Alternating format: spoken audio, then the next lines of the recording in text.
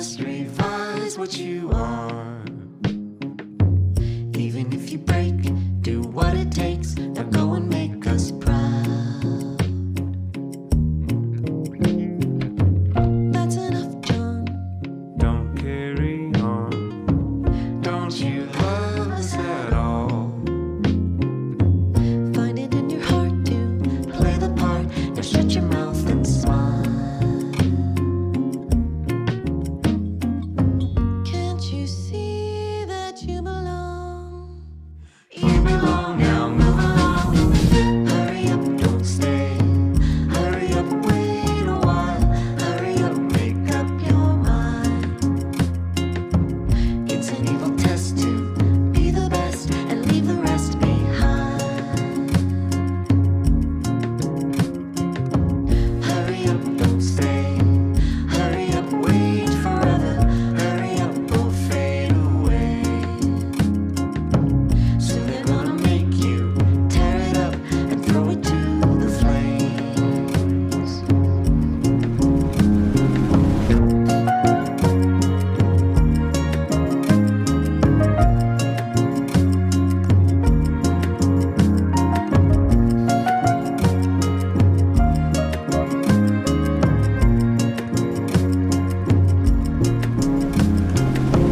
Hurry up, hurry up, hurry up, don't ever.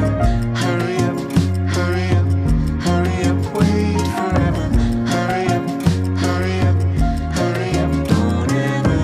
Hurry up, hurry up, hurry up. Can't you see that you belong?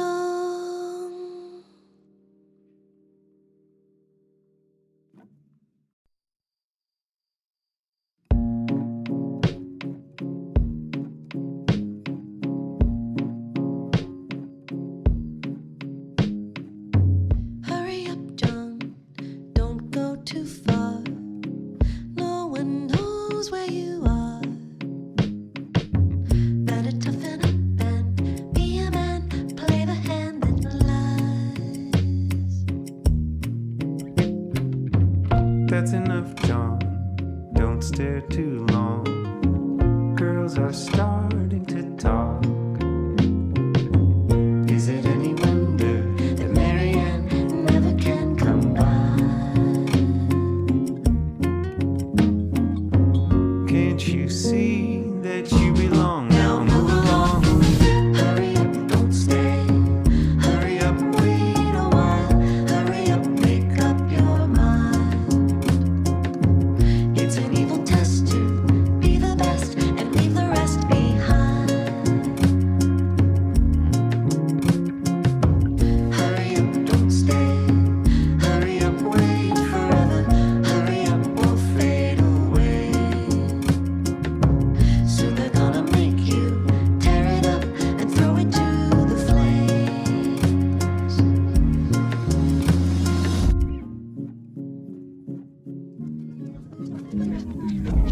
Better be smart.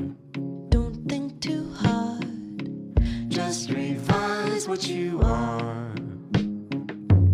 Even if you break, do what it takes. Now go and make us proud. That's enough, John. Don't carry on. Don't you love us at all? Find it in your heart to play the part. Now shut your mouth and smile. Can't you see?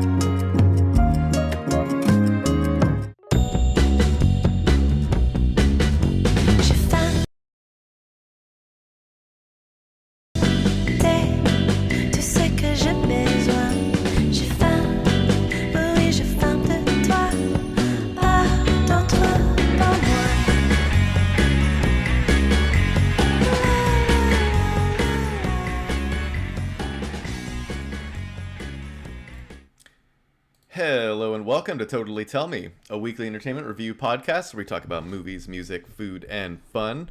My name is Dominic Mercurio, and I am here with Laura Weinbach. Yo. What's up? Oh, nothing much. What's up with you? Not too much. I'm just realizing now that I have the poster up, which doesn't need to be up yet. So, spoilers, we're talking about a different man in a little bit. But hey, look, we are live on YouTube and Twitch. We go live every other Sunday at 7 p.m. Pacific Standard Time, usually. If you're joining us live, feel free to leave a comment, and we see it, and we will respond as we see fit.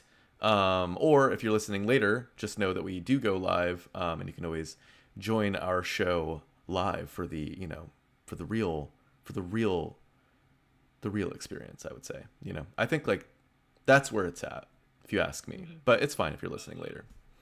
I am hearing myself through you. Maybe. It's a sort of circular osmosis kind of thing happening right now. It is a bit of a circular osmosis. But hey, look, before we get into the show today, or actually, I will say that second half of the show, we're going to be talking about the 2024 film A Different Man. So stay tuned for that. But first, we're going to kind of just chit chat, as we often do. If this is your first time, that's what we do. If this is your second and plus time, you already know the drill.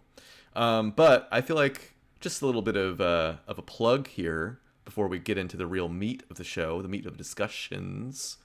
Foxtails Brigade, the band that Laura and I are a part of, will be playing at the Independent in San Francisco for our album release show on January 31st? 30th? 31st. Friday, January 31st of the new year, 2025. Can you believe it? You could call it the New Year's show. You could say that, I guess. A delayed New Year's show, but really what it is it's a album release show for our new album. Tentatively, yes. Might be 2 albums. Might be 2 albums. Might be 0 albums. I mean, no, it won't be 0. Okay. No, it's gonna be. All right, it's gonna be at least one. At least one. Okay, we got at least one album coming out at some point around that time. So stay tuned for that too. If you're not in San Francisco, but if you are in San Francisco, definitely come to that show. That's gonna be a good one. I can't wait for it. Personally speaking.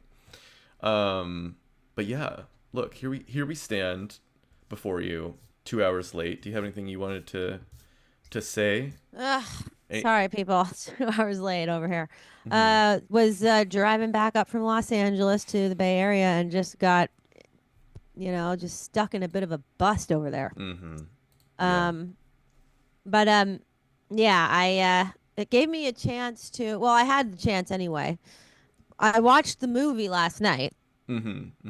And I got to admit, I was not as awake as I would have liked to have been while watching the movie. No! Luckily, I downloaded the movie before we left for Oakland this morning. And I watched it again. So I've actually watched the movie twice. Well, watched the movie again. It sounds like you maybe watched it 1.5 times. Well, I'd say 1.75.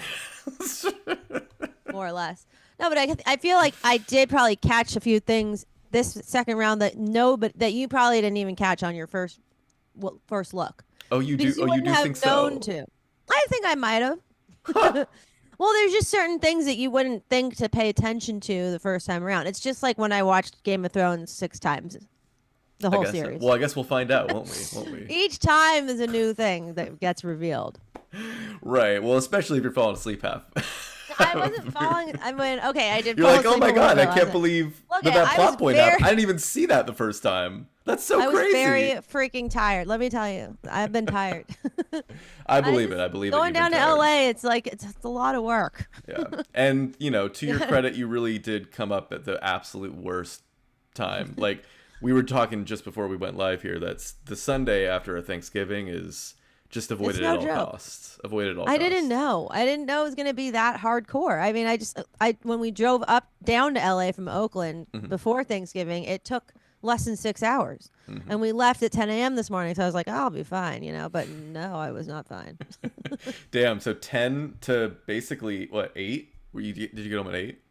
Got home at 8:22. That's So crazy that's right 8, there. 9, 10 hours. That's a 10-hour flight. Yeah, that's insane. Yeah. Actually, over 10 hours. We were in the car for over 10 hours. It's pretty nuts. So, but look, you made it home. We are a little later than usual, but whatever. So be it. It is what it is. It's the holidays. It's the holiday. We're on the holiday schedule. We're the holidays. we're just sort of cruising at a leisurely pace, as one does after having a bunch of, presumably delicious food. Was your food delicious or what? It was not bad. It was not. It was not bad.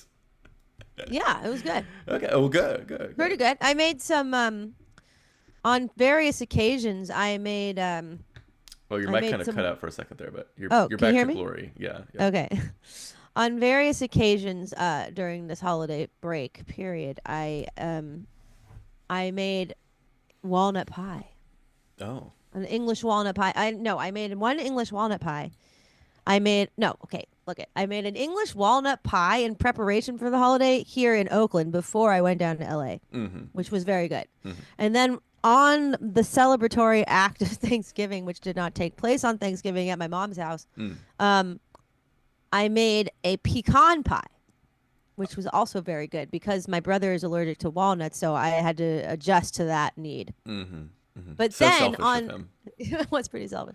That was actually really good. That was the best pie I've made in maybe a decade or so. A decade. But maybe What, it was these just bold came out really good. claims. For some reason, it came out perfectly. And then on actual Thanksgiving, which did not take place at my mom's house, but that was at a different locale. I made a walnut pie part 2, second one. Wow. And that one was, people said they liked it, but I didn't feel that it was as good as the pecan pie or the first walnut pie that I made. And it made me realize I really should have toasted those dang little things beforehand. Or as some would say, I should have toasted them shits beforehand. The nuts themselves or the whole Yeah, pie? the nuts themselves. Okay. I think I that's guess- the way to go. You got to right. toast the nuts themselves. Right. Yes, Bryce Shell. Brent did like the pecan pie. Very much. Well, actually, wait a minute. Did he like it? Yes, he did. Yeah, no, it was Anton who did not eat any of that night. But Any no, it was good. any highlights, lowlights of the whole Thanksgiving Highlights, escapade? lowlights. I got to hang out with my dearest friend Jenny Hanna after Thanksgiving, which was really fun. We stayed at her place for one night. We stayed in Palm Springs for 2 nights for Anton's family, which was a lot of fun. And a lot of just a lot of action going on down south. But Wait, I too bad. think when we were talking about Palm Springs last time, I don't know if this was on No. stream or off stream, but that I was was when like, you had gone. no, but I remember you letting me know that you were gonna go to Palm Springs for Thanksgiving, Oh, and then I remember us talking about a date shake. Have you ever had a date shake? I feel like you a haven't. milkshake right? made with dates. Well, yes, but I mean, it's like there's more to it than that. Okay. I mean, Pray like, tell. so if you're in Palm Springs, next time you're in Palm Springs, how often do you go down there? Not often. Oh, I okay. I had never even been there until like the first time I went there was, I don't know, in my adult life. Well, if you find yourself in the Palm Spring area, go to, I can't tell you the name of it. It's on the main drag, but basically get yourself a date shake, and it's no mere milkshake made with dates. It is that, but it also has like some bananas blended in there, some course, spices, cinnamon, nutmeg. It's sort of like just the This whole. is sounding like some sort of pumpkin spice shake. In a way, it is. In a way, I hate the expression pumpkin spice. But It's a see, real turn off, but Well, I I'll didn't say try it. pumpkin. There was no pumpkin in it. No, but it sounds like some sort of pumpkin spiced latte. Well, I of guess shakes. it could sound that way, but there's no pumpkin, so it's more like a spiced milkshake with dates. All right. Now, does it dates. come from a place titled Date Shake? Because that could be a good look for that place. No. I mean, honestly, you could probably get it in many, many locales. Really? In Palm Springs, yeah, like Palm Springs is kind of known for They're They're date date shakes. shakes. Yeah, I'm Why kind are of. they known for that? Well, look, they're known for a lot of things. They're known for, gay people. They're They known are? for yeah. Oh, it's a very gay place. Have you have you not It's not as noticed? gay as Guerneville. Oh, I would say absolutely it is, if not more gay. If not What? more gay. Yeah. I did not know it was a gay place per se. So are you like Although not I've leaving? been there with a gay person.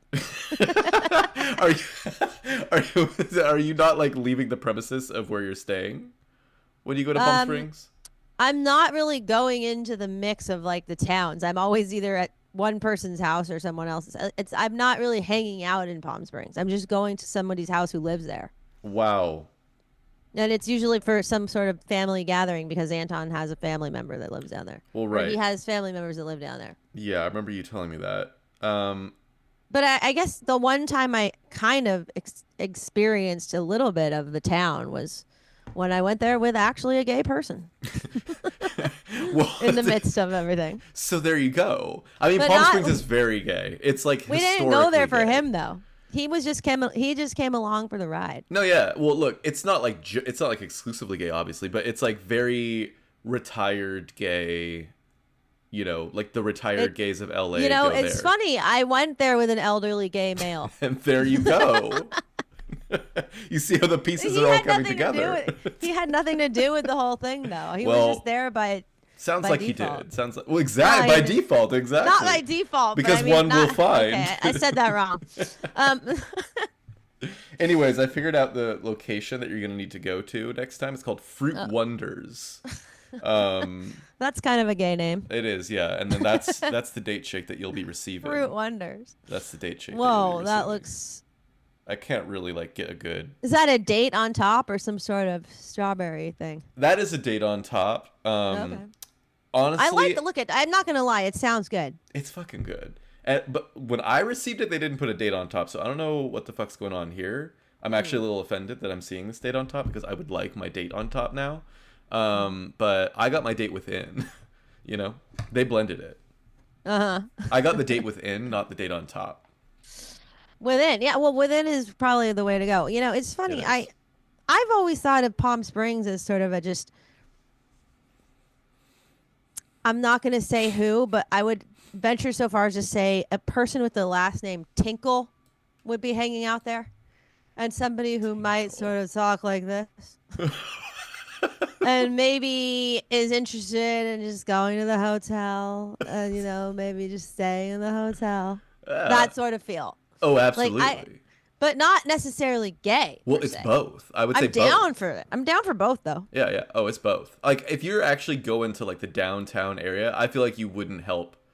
You wouldn't help but be see. gay. You Yeah, wouldn't help yeah. but to You just be wouldn't help but be gay. gay. Yeah. You wouldn't help but to be gay and elderly. Exactly. Yeah. Yeah. I'll have the banana date shake. Thank you so much. Hi. That's the feeling I get from Palm Springs. This is Yeah.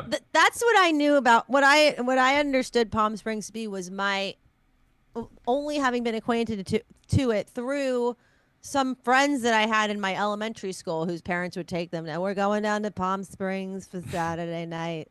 And I would tell my mom, "Oh, they're going to Palm Springs." She's like, "Oh, there's nothing much there." I'd be like, Yeah, "Why there's not?" not. She's like, "It's just a dry desert." And I'm like, "Well, I don't know. People go there." I just thought it was some kind of place where I had this idea that in my head because my mom or my parents seemed to say that it was nothing much going on there. So I was like, "Oh, I guess it's just nothing much going on." And that there was also like hotels there. Yeah. Oh, yeah. Definitely hotels. I mean, like hotels up the wazoo. But then I also wondered, why do people like going? People seem to go there for vacations and stuff for some reason. But why? I think it's that's a great question. Too hot for my liking, but I do think there's a sort of what's it called? They got the palm trees, they got the pools. Like there's a sort of element of like vacation land, that they kind of go for out there. Mm-hmm. Like you So stay it's in kind your of a hotel Vegas and feel? yeah, exactly, yeah, kind of like a Vegas feel, but obviously way less Exciting. glitz and glamour casino crazy. More like chillax by the pool with a cocktail. It's a little more like you're on your way to the retirement home kind of vibes.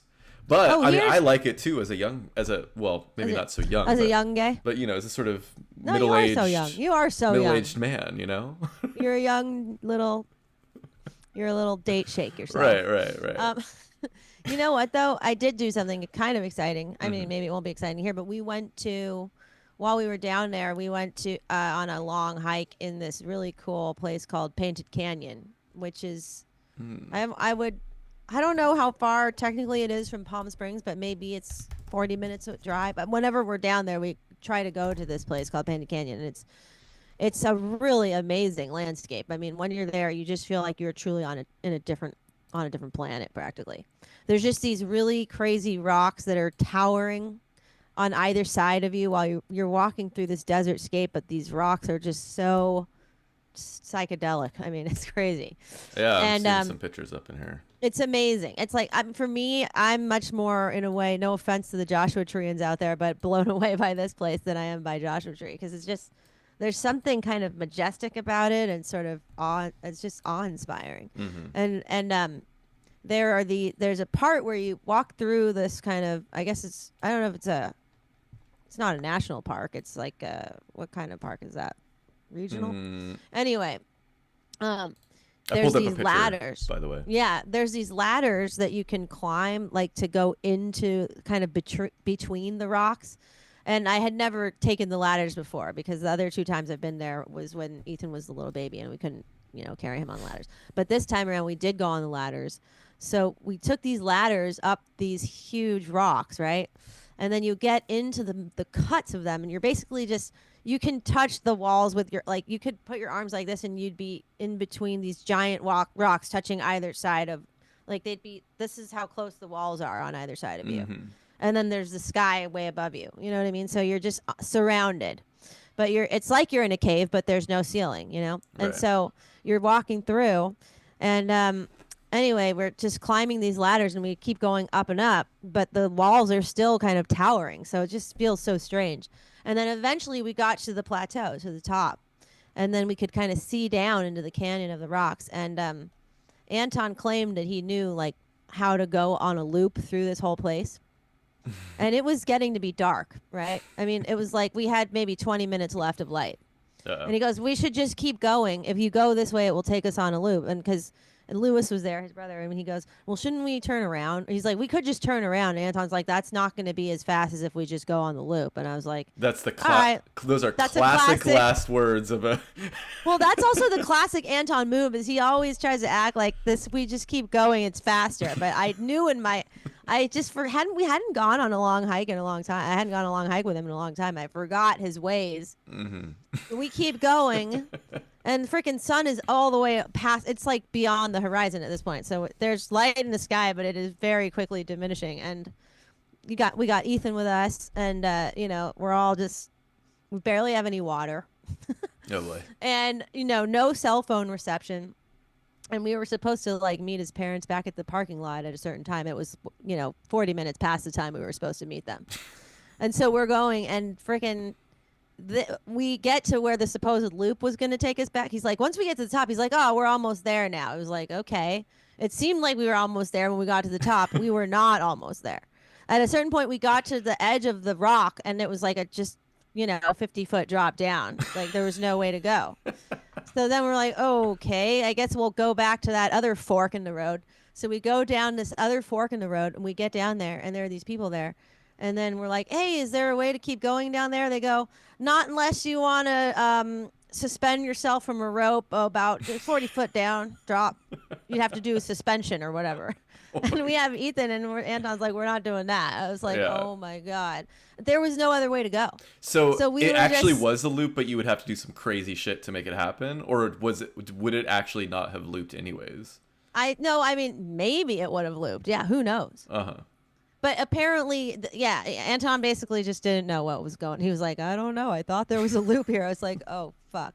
And at that point, we had gone so far past the point where if we would have turned around, it would have been like a 20-minute walk back. Right. And then we were like, oh, my God. It was straight up 5 minutes away from being completely dark. Oh my God. Oh And boy. so, and then we just basically found one little path where we didn't try, and that did turn out to kind of be a little bit of a shortcut back to where we had to keep walking back. But at that point, it was completely dark, and we were in those crazy rocks where it was just totally dark. Oh my god. You know, dark. And by the way, on our way into these rocks, we saw a baby rattlesnake. Oh no. Oh, what we thought was a baby rattlesnake turned out at the Thanksgiving party that was the next night. His uncle, who's a apparent like expert on rattlesnakes, said, "Oh yeah, that probably wasn't a baby rattlesnake. The adults these days are about that size." So anyway, that was. I mean, thinking about that rattlesnake, I'm like, man, we're walking through these rocks in the dark. What if a rattlesnake just like jumps out at us? Because I mean, that totally could have happened. You know what I mean? Mm-hmm. Well, yeah. Oh, and more. Who knows? Out in And the more, desert. who knows? Yeah. I mean, past dusk. That's like Past dusk, you are. that's in when for it. those predators are. They're starting to Not hunt. to mention, like that place is dangerous for having flash floods. If you get stuck in those rocks, you could die. Mm-hmm. So, Full like, on. did you have to? And there were clouds in the sky, by the way. Oh boy, did you It was kinda have to scary. use like your little flashlight here? We did have to use our little flashlight, Uh-huh. yeah. Okay. And to be quite honest, I wasn't that scared, but I was a little bit like, holy crap, like we are kind of stuck out here right now. Mm-hmm. It was a little intense, Damn. but it was cool. I mean, everything was fine, but we ended up making it back, but it was like we were a little bit on for a minute there. I was like, oh man, shit, are we gonna have to start rationing the tiny like half an ounce of water we have left between the five of us that there were? Yeah. Yeah. That is stressful. I remember when I was a I've never been kid. in that. That the only time that I've been in something like that was when I was also a kid, and my parents, we went like for basically like the same kind of situation. Like we went for a hike that ended up being like way longer than we thought, and then like we thought it was gonna loop, but it wouldn't, so we had to start coming back, and it was nighttime. It's basically the same story. And then I also remember like us rationing water. And as a kid, I was like viewing that, and I'm like, this seems really not good. Like that we're like, oh, you can have a little sip of water. Like, I mean, they were letting me have like most of it, but it still was like, even from my little kid perspective, concerning, one could say. How old would you say you were? I was definitely older than Ethan. I probably would have been like, I feel like maybe more in the 8 to 10 range or something like that. Something like that. I think there was a minute there where Ethan was concerned as well. He was getting scared, and it was getting cold. And Right, yeah. it was getting cold and dark, and he was like, he said something to the effect of, this is scary. Yeah, well, look. And it I mean, he's was. probably just picking up on your guys' vibe too, and I'd be spooked in that situation. Yeah. I mean, it was kind of like, I never had been in a situation like that before. Mhm. Just the kind of wild desert at dark, at totally dark, and having seen a rattlesnake earlier in the day and all that. Mhm. Anyway, it was kind of an adventure though. But I will say, I am glad we got to see that top of that mountain. I mean, it was just a spectacular view. I mean, it was, and I don't really care about views, but it was amazing. It really was like the most amazing thing to see. It's just so incredible. Like the whole site of it looked really surreal and otherworldly. Yeah. There's the reason they call it Painted Canyon is because there are these kind of crazy colors that are like just embedded into the rocks. Yeah, those Southern California deserts are really gorgeous. Yeah. Like Alabama Hills is another one in Southern California that I obviously love. We shot that music video down there forever ago. Oh, and I was thinking, man, I wonder what kind of video Dominic could do out here. And I was like, this could be a place to do something with him, Well, I love a desert. I mean, yeah, totally. I think a I mean, location. and of course, can I be- thought of the one you shot already, but I thought this could be something. Yeah, I mean, look, we should do And some not- videos for this new album, don't you think, or No, something? I would love to. And not a lot of people know about Painted Canyon. Mm-hmm. Like in the same way that people know about Joshua Tree. Like most people haven't heard of it, which I'm just Right, shocked right. and appalled by because it's so awesome. Yeah. But all of that said, how was your Thanksgiving? What do you have to say for yourself? My Thanksgiving was good. Just did the classic family thing. We usually keep it pretty small. So again, it was just my parents and my brother, and then we had one family friend who kind of always joins our Thanksgiving, so he was there as well. Had the classics, turkey, gravy, mashed potatoes. My mom makes. I don't think you've never been around for Thanksgiving because you're always in LA. but my mom makes and I also know how to make this dish called cheesy apples. Have I described this to you before? No, I don't think so. It's basically one could imagine it as like an apple pie casserole, but you also are putting Velveeta cheese into it. Which, look, Velveeta cheese, I know you're thinking that's fucking nasty. And you're right. It is nasty, actually. But in this, it's good. It gets all like melty and like, And basically like the top part, it's you blanch the apples and you're kind of essentially making an apple pie on the bottom half. But then the top half is like the kind of sugary, crusty part in which there is also a thin layer of cheese, of the Velveeta cheese. And I'm telling you, it's like horrendous at a conceptual level, but delicious in practice. And so we had that, and then we did a Friendsgiving just last night, where I whipped out the old cheesy apples for round 2, and then a bunch of friends also like contributed small little dishes. It was kind of fun how it ended up being like quite eclectic, because we had a pretty traditional Thanksgiving style dinner on Thanksgiving with my family, but then the Friendsgiving was kind of like someone brought egg rolls, I guess there was like some traditional stuff, but then Josh, he brought his mom's like refried beans, like it's kind of like spicy refried bean specialty kind of thing that is like quite delicious. So it was just kind of like a little all over the map, It's kind of a anywho, that was fun. Yeah, that sounds good. And then on Thanksgiving, did people enjoy your Velveeta cheese apples? I mean, look, they're always a hit. The thing is people go, oh, but then they have it and they're like, actually, I can get down with this. Does the cheese stay melted, or does it kind of glaze crust over? Does it kind of develop a skin? See, that's why you do it with Velveeta cheese, because it's essentially not even really real cheese. But see, I feel that a Velveeta cheese does develop a skin. What do you mean by skin, though? Like a skin.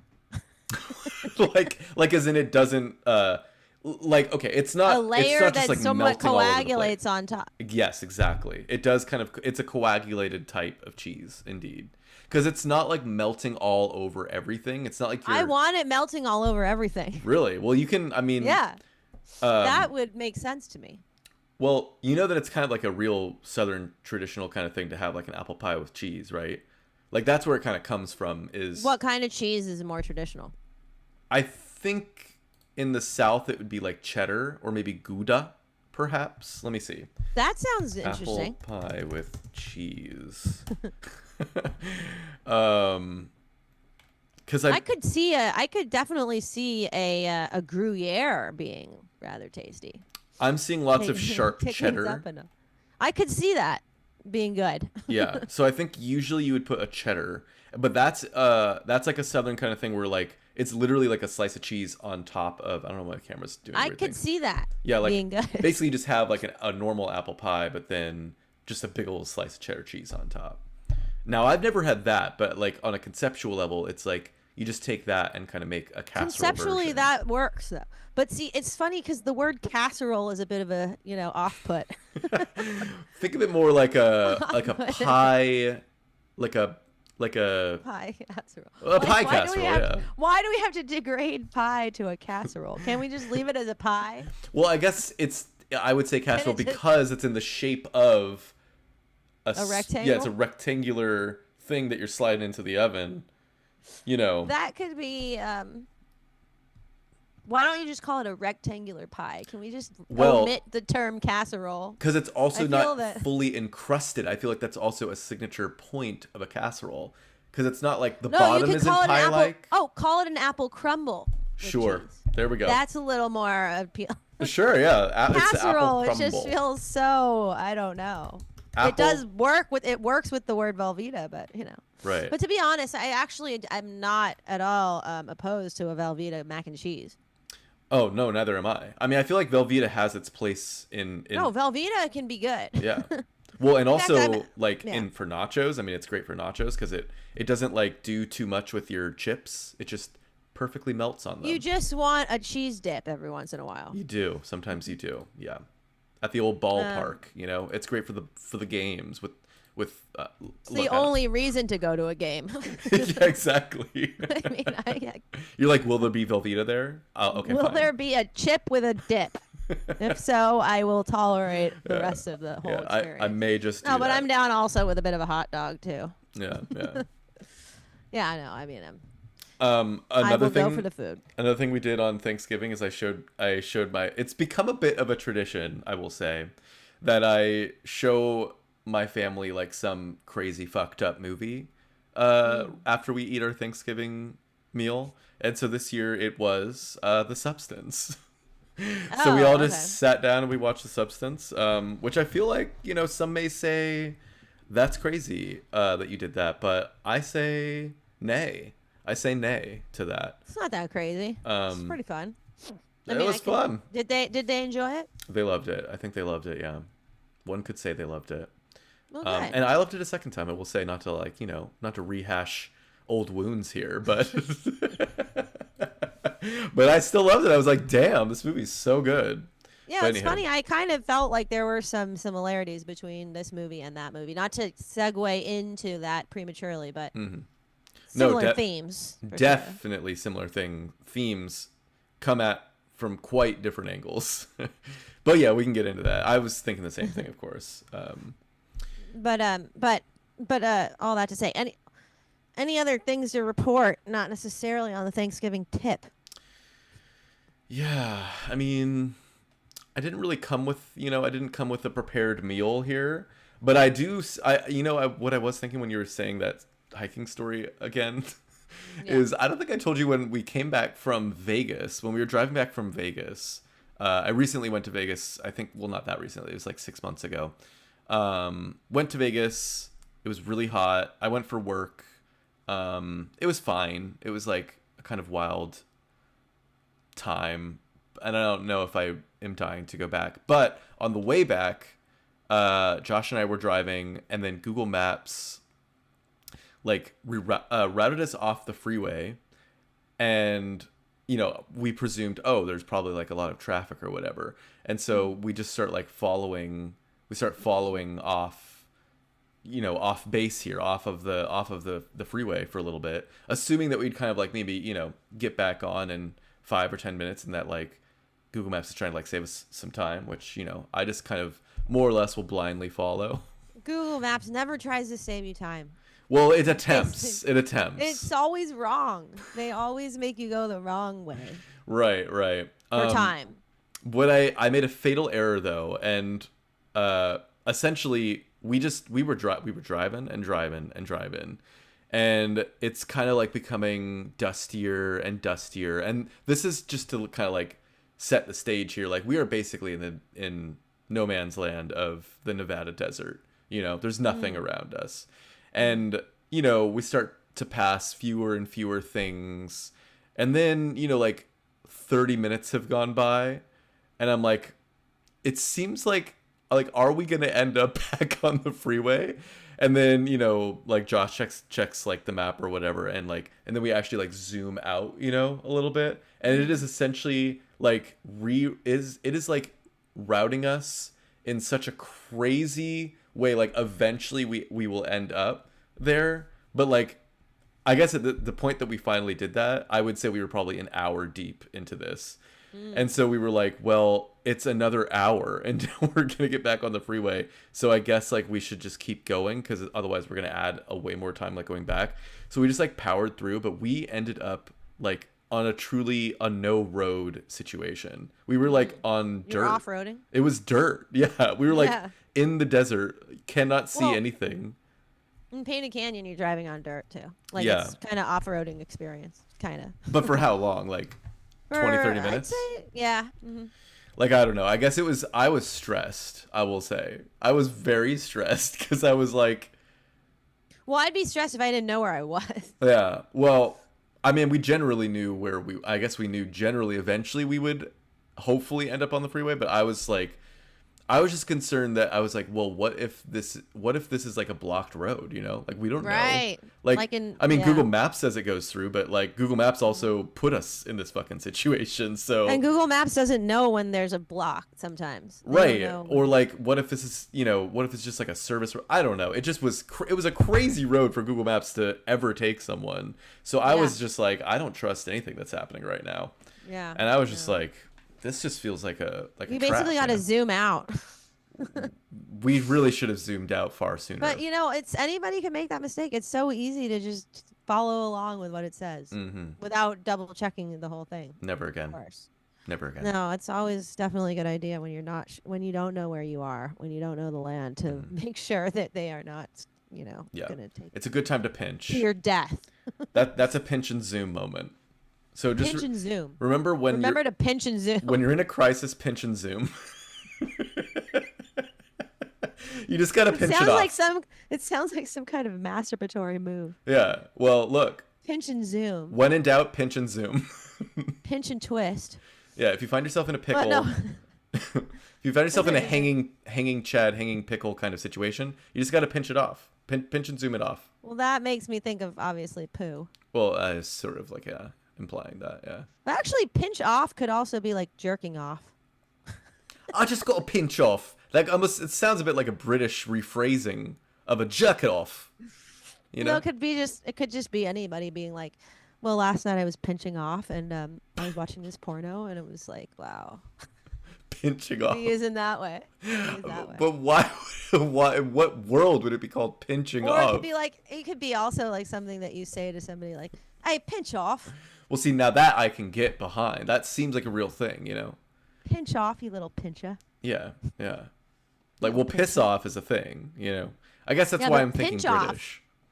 Yeah, no, I mean, I was running with that for you. Yeah, yeah. But Anyhow. there was this episode that I watched one time of Real Sex from HBO. Oh, back seen in the it. 90s, Yeah, seen it. where they go to that penis dome tower thing. You know what I'm talking about? Potentially. And there's this like community of people, and there's a guy who leads this group in instructing them how to jerk off. And I think that one of the moves he's telling them, he's like, so this is a move I really love to do. It's called the twist and shout. And he's like, and really you basically just twist and shout. I mean, it was absolutely hilarious. This is a real thing. I believe. And they're at this penis dome. And they're all just sitting in a circle, and it's just like these elders. And I feel that the pinch and shout could really, the pinch and zoom. The pinch and could zoom. definitely have been a move that he could have instructed. But anyway. Yeah, I'm just neither trying to think. here nor there. I'm trying to think in what situation that would be like a hot endeavor. You know, like pinching the penis. In what world? The pinching of the penis sounds like a very sort of ritualistic, sort of momentous occasion. Right. We're going to embark on the pinching of the penis. Everybody, we need quiet. You know what I Right. mean? It sounds like some sort of honorary mention. Right, right. I'm just trying to think of like I'm just visualizing a penis, and I'm just visualizing Being like pinched. like where one would pinch. I kind of see it more as like you could, you know, perhaps Just all over. right. Okay, well yeah, sure, yeah, all over. We could just leave it at that. We're going to be so the order of things is such that we're going to be doing the tasting of the wine, we'll be doing the peeling of the grape, and then we will be closing with the pinching of the penis. So we're going to need everybody to just sort of engage in a moment of silence prior to the pinching of the penis. We'll do some preparations, we'll say a few words, and then we'll close with the pinching of the penis. Right. That's what that sounds like. Well, it's very much the puppetry of the penis is what it's sounding like at this point, you know. Well, which is that's a lot of different pinching thing. and That's zooming. a different thing. But I would say there's a good That amount is a lot of of pinching and zooming going on in the puppetry of the penis. I mean, I suppose there is. Yeah. I've really only seen like pictures of the puppetry of the penis. I've never seen like I've seen it in person. You've seen it in person. I have. Oh my god. Yeah. Wow. We came to Los Angeles at a certain point. So is it like a whole troupe of penis pullers? I feel like it might have just been two dudes. Just two at the dudes, time. okay. I think, but I could be wrong. But I they were feel like masters of manipulating their peni. they were masters of baiters. Okay. Okay. Yes, that was. They did all of that and more. And more. No, not more, but yeah, all of that. Right. Wow. Yeah, I mean, I wonder where they're at. I'm sure they're just. Wonder doing how their great. penises are doing. You know? Do you think they like maybe stretch them in ways They that were never probably meant to be got stretched? some, And I yeah, would like, imagine that. Yeah, they might have gotten some arthritis of the peen. right, or just like some hanging Certain- chads. You know, like there's just sort of like strange skin, sort of just like dripping off of. What's a hanging chad? I don't like, you know. I think like a hanging chad technically is like when your fingernail kind of, isn't it? Like, Never heard that term. really? I have Never mind. It's not at all. It's it has to do with ballots. What? It has to do with ballots, like, you know, in the Voting ballots? yeah, in the 2000 election. It's funny that like, why did I think it was? What's the thing when you have like, you know, A hangnail? that's Why what would I'm you thinking ever of. in the world think of hanging chad? Does Well, sound because like it some is a sort of thing. term. It is a thing from the 2000 election. You know, like in the Florida, in the when they had to do the recounts in Florida, and like it was like a punch ballot or something, and so there was like, they didn't know whether to count some votes because there was still what they were calling hanging chads off of the ballots, because like you would punch in like Gore or who would it have been in 2000? Bush? But was it Bush? Yeah, it would have been Bush. Yeah. Yeah. So it was the Gore and Bush election. Or Bush. And anyways, it like caused the whole ruckus, you know, like the Florida situation.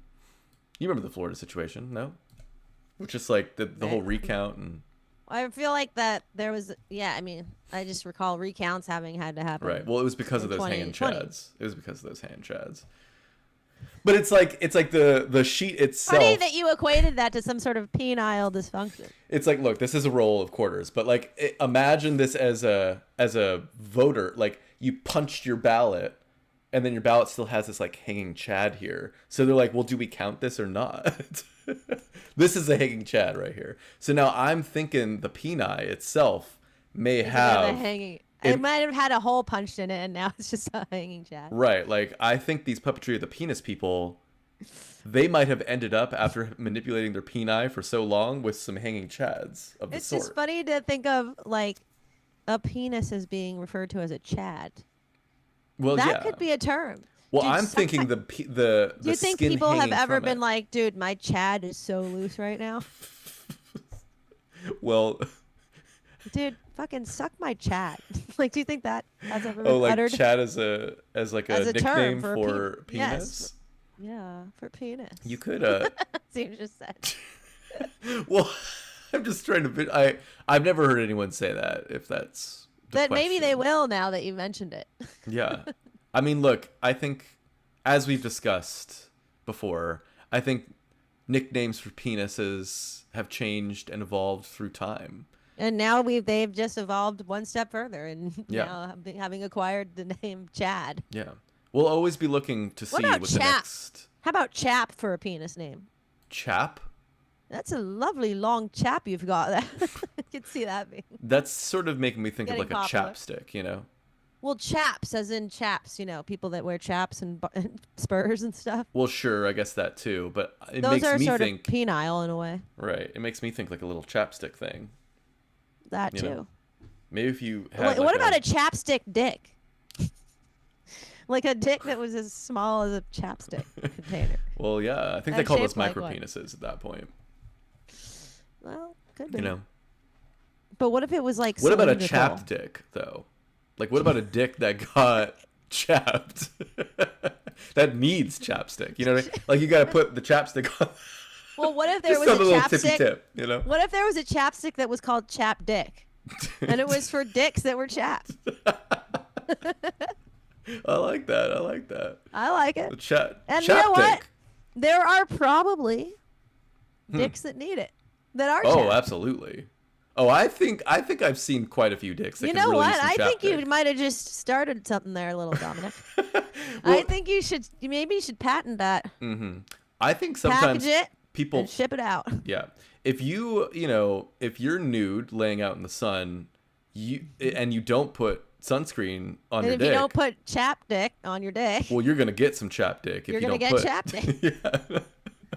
No, it's like the whole like I think the tagline is chapstick. Don't get chapstick. Use chapstick. Exactly. Yeah. Chapstick by Blammo. I don't know. Nicole just commented, I came in at a very interesting time. Welcome in, Nicole. We're talking about chapstick. No, I like that. I like that. And I feel like I've been in situations in which, you know, I'm splayed out amongst other splayed out men who are naked in perhaps a Gurnville situation.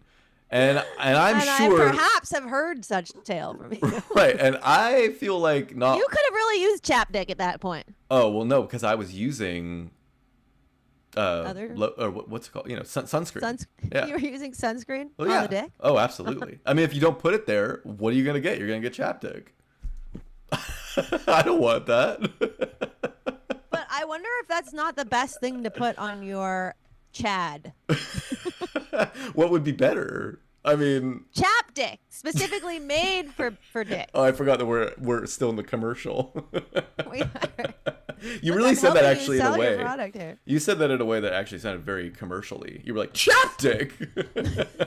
You're like, if I can't use sunscreen, what can I use? Chapstick. It's specifically made for the dick. Uh-huh. Or So it's like otherwise a known as roll-on? chat. Is it a roll-on such as It a could be chapstick? a roll-on.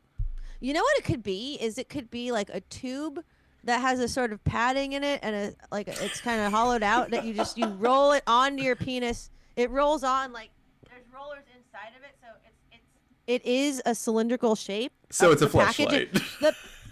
Yeah, the package is cylindrical, and the penis just rolls in and out, Right. and it just covers you in one fell swoop. Right. But if you want to do 3 swoops, you're welcome to.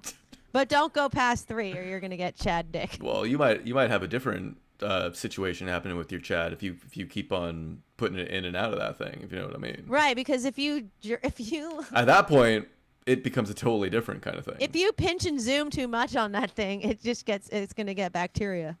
Well, yeah, or you might also have like a whole new ball game to contend with. You know what I mean? Ball game indeed. Right. It's a chap light, yeah. So Soylent Heston. It's a Chad life.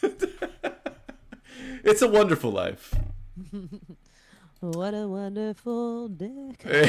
Anyways, Okay. should we talk about this movie or what?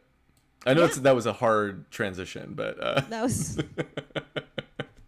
but I just feel like how are we ever gonna get out of this? I don't know. Uh-oh. Other than just simply say it's time to move on. So look, we are here to discuss a little film that we have just watched called A Different Man. Let me put up the old poster there for you. A Different Man is a 2024, I would call it a drama / maybe thriller or something. I don't really know. Written and directed by Aaron Schimberg. And it's starring Sebastian Stan, Renette Resve, and Adam Pearson. The film premiered at Sundance, this year's Sundance 2024, so back in January. Got a bunch of buzz, was picked up at A24, and was later released in theatrically. Though it was pretty in and out of theaters, I will say, because I actually wanted to see this in theaters, but it was like in and out. Kind of flew somewhat under the radar, I would say, but now you can find it, of course, on your platform of choice to stream. Let's see. This also is Aaron Schimberg's third film, which I always kind of find interesting, like to kind of know where it falls in their filmography. And yeah, let's see. I think a brief way to describe the film without getting into any spoilers is it's about an actor who has a disfigurement with his face, and he is sort of trying to find his path forward with that, like whether this is something that I guess he's just trying to find his place, really, and kind of comes across a way to I don't know what to say here. He comes across a way to maybe alleviate what's going on with him. Mm-hmm. You know what I mean?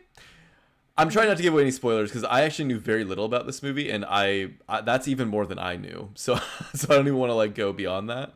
I don't really know what was in the trailer. I don't really know what they were kind of advertising with, but yeah, it's essentially about a man grappling with his disfigurement, his appearance. Yeah, as an actor and trying to find his way forward.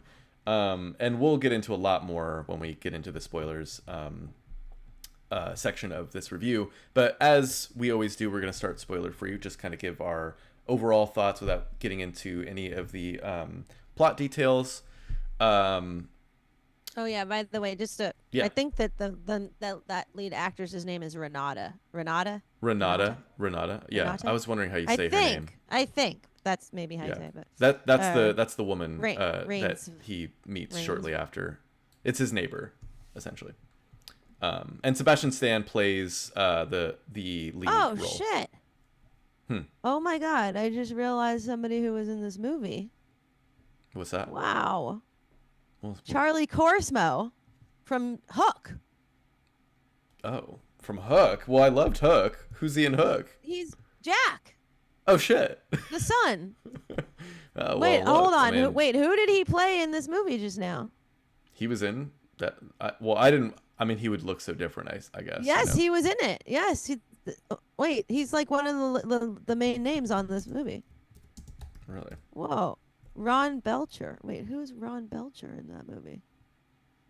I'm trying to think of. Oh, maybe he was one of the friends. Like from the. I don't want to get too into the real it. estate? Yeah. I think he was one of the friends because I'm seeing really? his face now. That's such a small role, though. Okay. Well, honestly, I think there's not a lot of big roles in the film other than like those lead three. You know. No, but there's like one part that I was trying to figure out who that was, and I'm not sure if that was him or not, but I don't think it was. But I'll talk more about that later. But anyway. Sure. Yeah. Anywho, so with the Bryce says sounds like the substance. We already did kind of mention, and we'll get into that, of course, that there is some overlap. I will say, just about struggling, I guess, with physical appearance. But I think the two films handle that quite different, and the tone is incredibly different for sure. Yeah, Laura, let's start with you. What did you think of A Different Man overall? I don't know. I thought it was like okay, I guess. Yeah, I guess I didn't love it. No offense. It was. Yeah, I thought it was okay. I didn't hate it. Okay. Okay. I don't know. It's kind of one of those movies where you're just like, well, all right. It feels like, I mean, without giving anything away, it feels kind of like somewhat, I hate to say it, but like inconsequential. In a way. Given the way I think that I'm interpreting this movie. And I think that I'll maybe leave it there. I think it kind of, I like that it's trying to sort of question certain societal issues with appearance and how we deal with them as individuals and as a society. And it's not necessarily as like preaching of one, I think, belief or in the way that I felt The Substance was very sort of like trying to jam this message down the throats of those who were viewing it, and like really had this very, very strong stance on how things should be. That's what it seemed like to me. This movie at least was like kind of, I felt a little bit more sort of just dealing with questioning how we deal with these things rather than trying to force the viewer into feeling a certain way about it. Maybe. But to a degree. I mean, there was also, I think, on the other hand, there were some elements of it that were kind of trying to make the viewer feel a certain way, maybe. That were trying to kind of make us believe a certain thing about the subject of appearance and identity through appearance and things like that. But Yeah, I mean, it's Is weird. that I a think that it's like I think there is like kind of a moral compass that is trying to be projected onto, the sort of that there's an agenda to a degree, But then and there's shouldn't there be? also, well, I don't know. It's because I think that it wants to assume a position of genuine curiosity Hmm. at first, and maybe like there is a sense of not, I mean, in certain moments in the movie I felt like there was a genuine sort of humility of curiosity about approaching these kinds of issues, you know what I mean, which I appreciate. What I do appreciate that when we can kind of still assume a humble position on dealing with matters like this, because I think that once you get fixed on a certain opinion about certain things like that, it becomes very, it can be, a little, um, you can start to, I think there's a danger maybe of trying to insert your beliefs onto other people in a way that may be not as productive or something like that, or maybe not be resulting in the thing that maybe you would hope that it I don't know. I don't know what I'm trying to say. It's just, I think that when movies have too strong of an opinion on a sort of set of beliefs and then try to really try to like force that into the viewer rather than being able to like, experience it themselves, you know what I mean? It just Hmm. doesn't work, it feels like as the viewer, it's isolating, it's alienating. It can feel like you're being forced to, you're like something is trying to force you to feel or believe something, you know what I mean, rather than just being able to experience it, you know what I mean?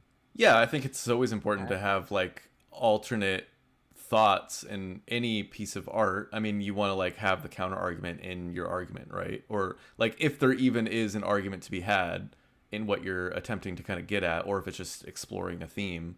But I think like, yeah, Yeah, sure. I think it was like there was an element of exploration that seemed kind of there in ways at different moments of the movie, but then on the other hand there were elements that felt very sort of, well, I don't know.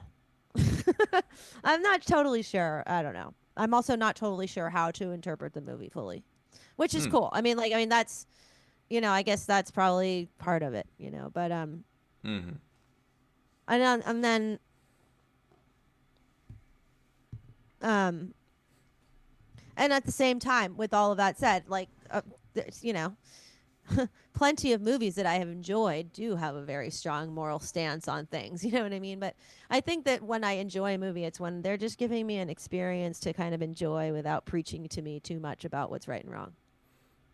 Maybe. Yeah, I don't know. I don't think this is really doing that though. No, I don't think it is. But I guess I'm thinking about the substance. Okay, well, It's like writing it literally in words on the screen at times. You know what I mean? uh-huh. But you Like the didn't think that message about is. this film, or you did think that about this I film? didn't. I didn't totally, but I guess there are certain elements of it that do feel like that. I guess when you kind of break it down to a degree. Hmm. Um, but I don't know. Well, what did you think? I really liked this movie. Oh, I okay. thought it was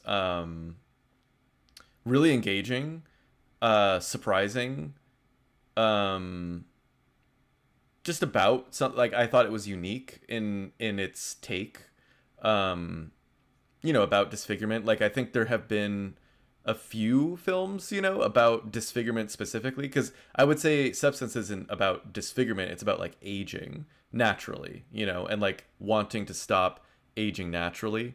This differs Well, in a there's certainly disfigurement in the substance. right, That but is. I think its central theme is not disfigurement. Its central theme is aging.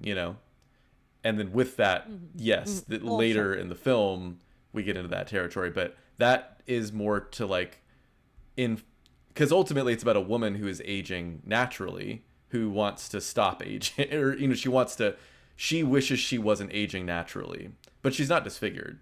She's beautiful. In fact, this film is quite different in that it's about disfigurement, and specifically facial disfigurement, which is of course like I think maybe the most visible form of disfigurement that there is, because as humans are always looking at each other's faces, and it's like an extreme disfigurement that the lead character has, and he's lived, it seems like, a good portion of his life as that, and he's needed to like adapt to a lot of parts of his life around it, you know.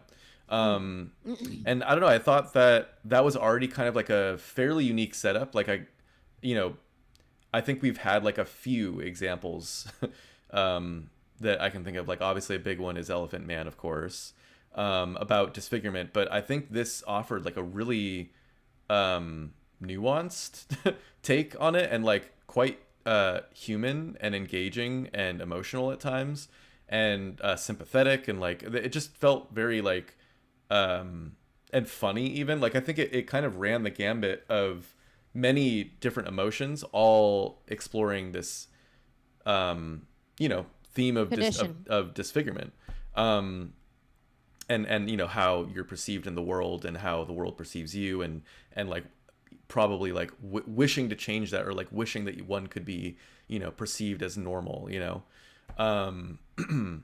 But yeah, outside of that though, like I just thought I loved it visually too. Like I thought it was really gorgeous cinematography. I really loved the music too. Like the central theme was so cool. Like the whole film kind of gave me like a 70s vibe to it, like perhaps emulating in some ways even the sounds of maybe 60s, but like 60s it was like and kind 70s. of film noir. Yeah, It was also categorizes itself as a kind of film noir type of style. Definitely, yeah. On some platforms, which I mean, clearly it was drawing from that. Yeah, like drawing from, yeah, I guess film noir is another way. But the like, music but particularly, yeah, the music particularly, but even just the sound, like the actual quality of sound the design. sound, like even just like the recorded dialogue.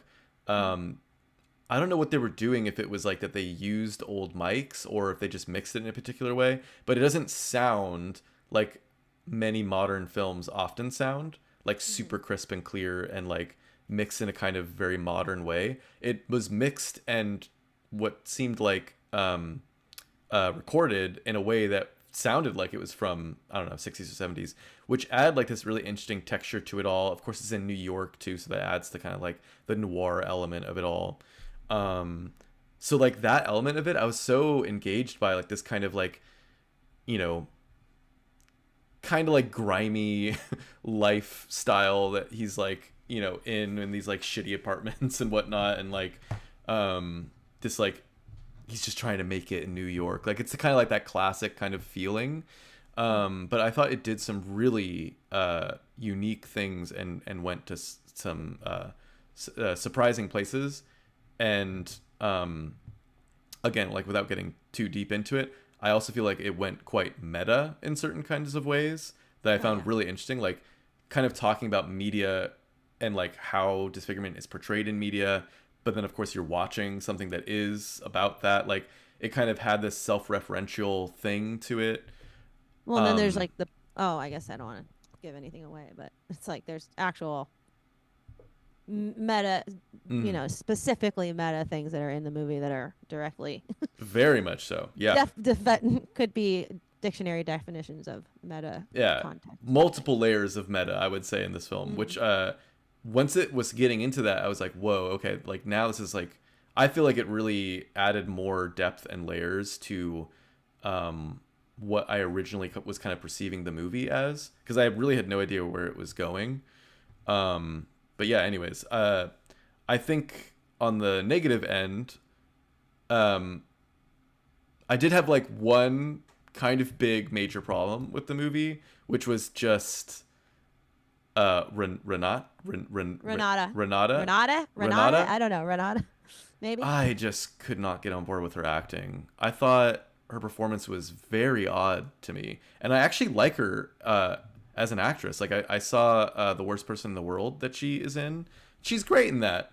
So like I don't know if this was like a stylistic choice on the director's part or something, because there was some elements where I was like, okay, maybe this is intentional or something, but it just to me read as a cheesy over the top performance that I'm not sure was meant to be cheesy and over the top at times. Yeah. That was a huge negative for me. But outside of that, I found like Sebastian Stan, the lead performance, I thought his performance was great, like really engaging. And and Adam Pearson who comes in as well. Great performance. Like, I just was like pretty blown away by the acting outside of that. But yeah, that kind of bummed me out a bit for sure. But yeah, honestly, outside of that, like, I thought the film was incredible. I was like really into it. There was like some sequences that we'll get into that I just was like particularly blown away by too. It's just like really, just unique. Like, it felt like it kind of built to some pretty unique situations and was getting into the subject matter in a deeper way. Like, again, not to bring this back to the substance again, but I think like I had the same problem that you did with the substance, though I think I cared far less about this, that the substance is very surface level with its themes. It's like you already know everything it's about in 10 minutes. Like, we get it. This film constantly, I felt like, added more and more layers to the, ever peeling back onion of the film, and had a lot more to say. This film has way more to say, I think, than the substance. Not to say, like, I loved both films, but for very different reasons. Like, this was more of like a character, not a character, I shouldn't say that. It's like a study on the themes. Like, it's going into them, like, we're talking about it. And I thought it was really interesting.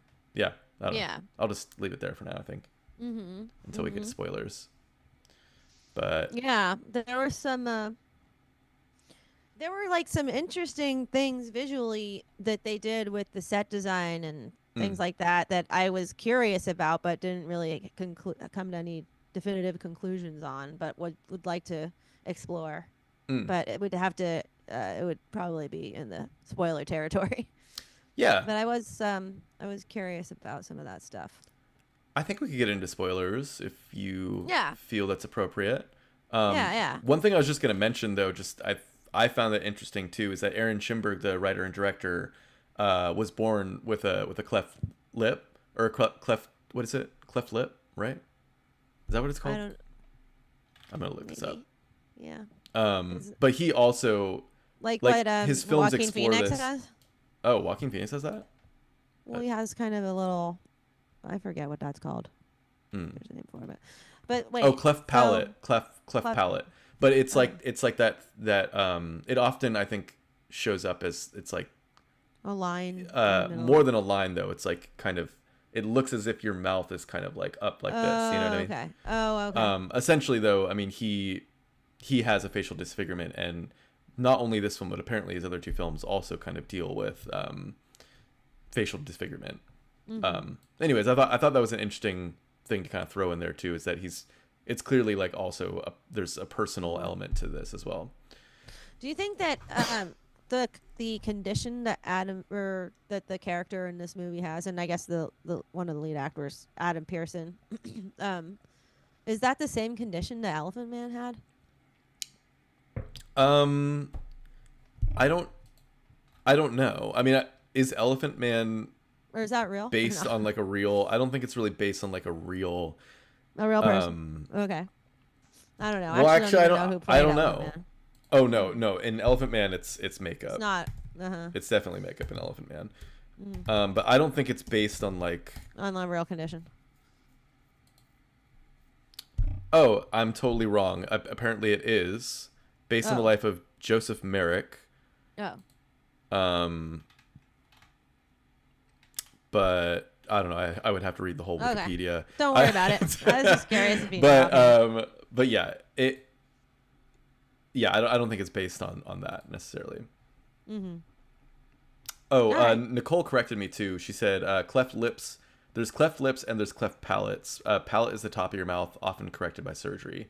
Okay, got it. Yeah, so it's the top of your mouth, but I don't think he has it corrected by surgery. I think he still has it. Yeah. I just saw a picture of him, and it looks that he does. But yeah, so should we get into spoilers then? Yeah. Okay, yeah. So we are gonna put up our little spoiler warning here on the screen, and for audio listeners, this is the time to tune out if you care about spoilers, because we are going to talk about everything about the film, all of its themes, all the events that happen. So if you care about spoilers, now be the time to tune out. And with that, let's get into it. Okay.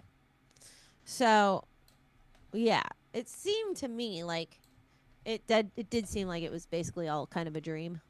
For the Whoa, most part. what? What do you Yeah, mean? especially it seemed like that was more apparent even from having watched it a second time or around two. Whose Because dream and when? it seemed like it was our lead character's dream, Edward's dream, essentially. I mean, if you pay attention to kind of the way that people are behaving and stuff, and sort of the different moments in the movie, like it's very surreal. You know what I mean? There's certain things that are clearly not based in reality. You know what I mean? And also, I mean, just like the things falling from the ceiling, that's very weird and not realistic. But the Well, doctors, it was like a rat at one point. maybe. Are you sure about that? It looked like a rat to me. I don't know. Rat-like When we kind were of. watching it the first time, there were different interpretations of what that was. But the first in that moment that was more tangible. But there was another scene before that where something falls from the ceiling. We don't really get a close up on it, but it's really weird. And also just the way that the ceiling looks, and that whole thing it looked different texturally than the rest of the things on screen in terms of the quality of it. Looked like kind of in a way kind of CGI. It looked as though it was supposed to appear more dreamlike, you know. But besides that, just his interactions with the doctors for one. It was just the way that the doctors were behaving was totally not standard fare. You know what I mean? It was like clearly they were not real doctors, you know. And also the nurse who's like removing the bandage from his hand, she's acting very strange. And then there's another moment later on where he's leaving his apartment, and there's this and this is after his transformation. There's just like this woman standing in the hallway in all black, just like that was very odd and dreamlike. And I think that she was maybe the nurse, the same person who played the nurse. And also, yeah, I think there's moments where there's other characters in the film that may or may not have been played by the same people who played the doctor.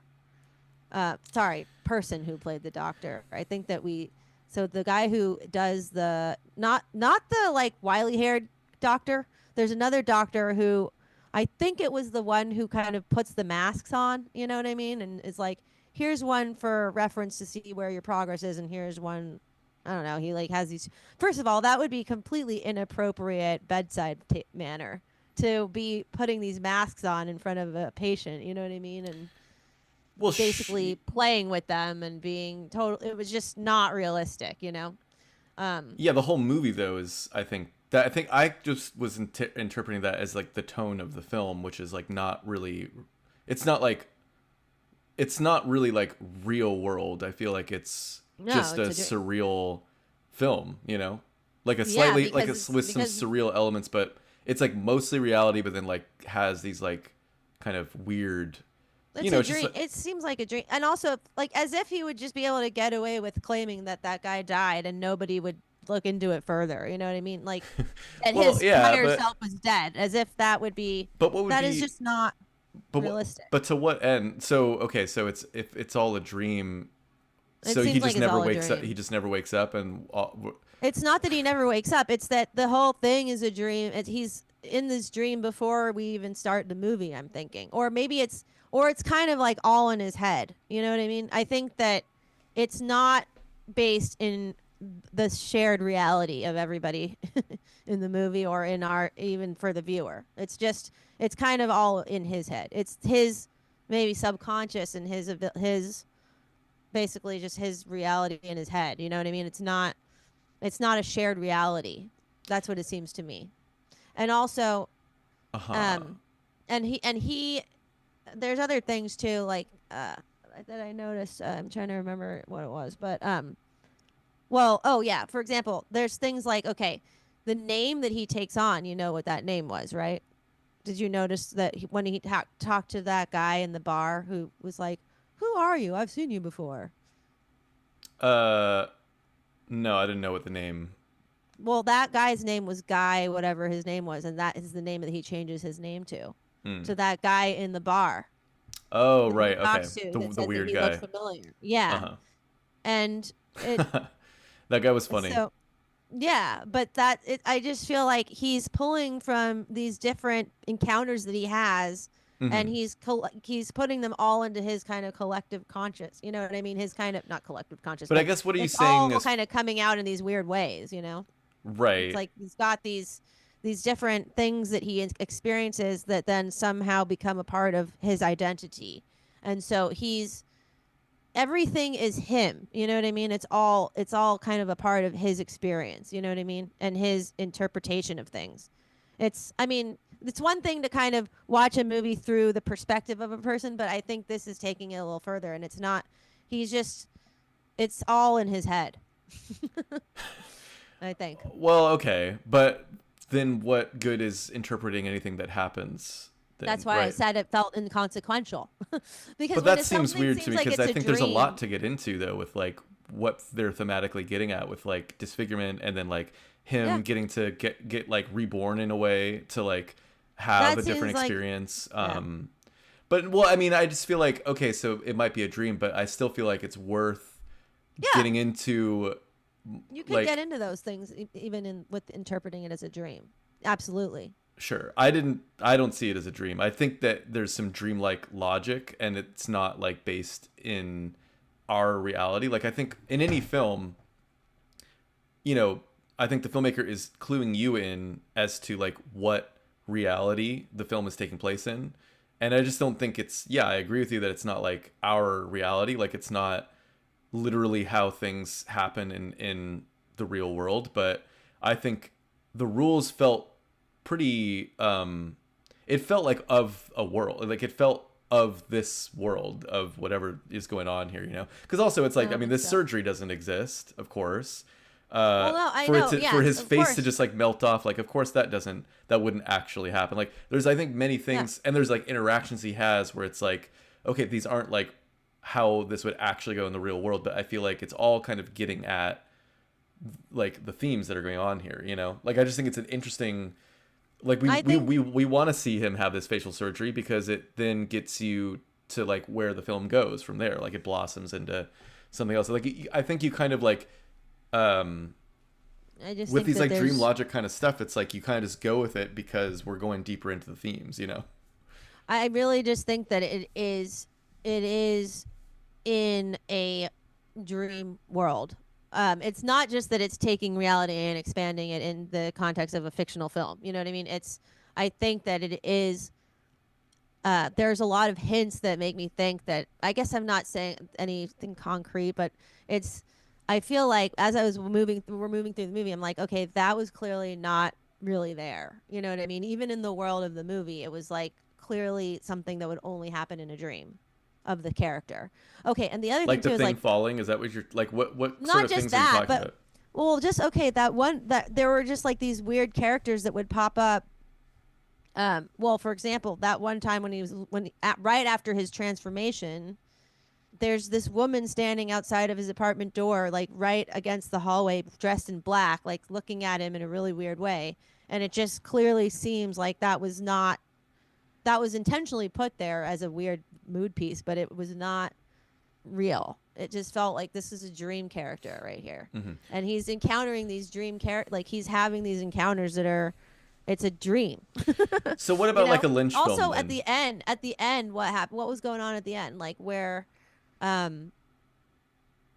he's basically living in a house with, the playwright or whatever / ex-girlfriend or / ex, girlfriend, and then the new person who's playing Edward, the guy who's essentially this meta character essentially, and they're I guess married. Why is he even in this house with them? And they're having this meeting with this other guy who's now going to play the guy who played him. Because he wanted to get questions from both of them.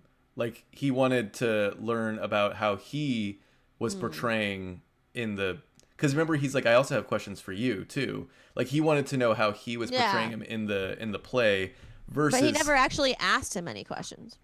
Well, yeah, not in the scene that we watched, but like I think that's why he was there. If you're asking why he was there, because he did say that he had questions for him, but then like the scene stops. Like we don't see that play out in the scene, but I think he's there because he wants to talk with both of them, which is why he's at that meeting, because he played the role in the play, right? And Didn't it seem like he was living with them though? Because there was a point at which that guy wasn't in the scene, and then he was like, "Oh, I'm going off, and let me know if you need this or that." It was almost as if he was living with them. They were taking care of him, I think. Like, I think they were offering him a they do space that? because he probably had lost everything. It just makes no sense. Like, he goes off on this crazy tangent, and then they're gonna like have him live with them. Yeah, right. That's not. It's just totally not. Well, I think the ending in realistic. particular was pretty wild for sure. With like what the events that were happening in the end were insane and like moving quite quick.